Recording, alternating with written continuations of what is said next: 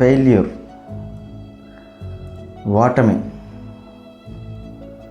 ఎవరు అంగీకరించలేని ఒక చేదు నిజం.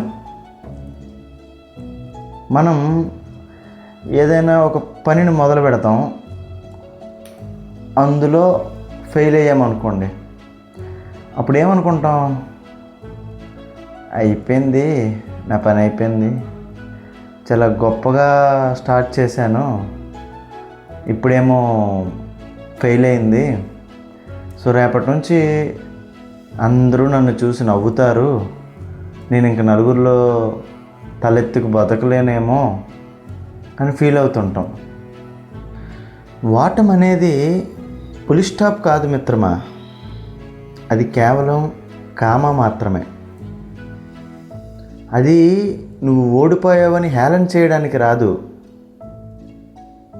నువ్వు ఎక్కడ తప్పు చేశావో, ఎక్కడ నువ్వు సరిదిద్దుకోవాలో నీకు నేర్పించడానికి వస్తుంది.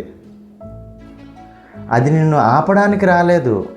నువ్వు ఎక్కడ తప్పు చేశావో అది సరిదిద్దుకోమని నేర్పడానికి వచ్చింది. మనం మొక్కలకి ఎరువు వేస్తాం, సేంద్రియ ఎరువు వేస్తాం.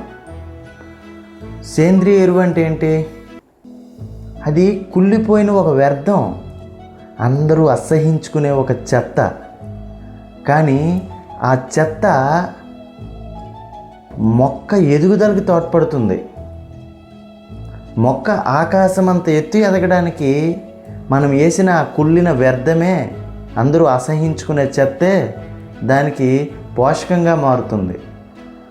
అలాగే ఓటమి మన ఎదుగుదలకి తోడ్పడే ఒక ఎరువు లాంటిది.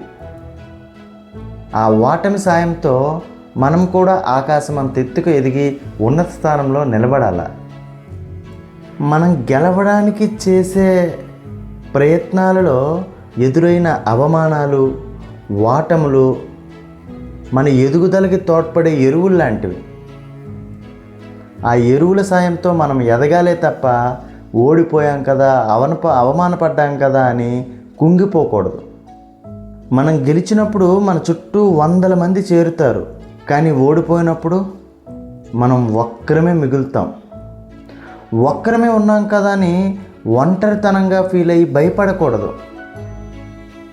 మన విజయానికి మనమే కారణమని గర్వపడాలి.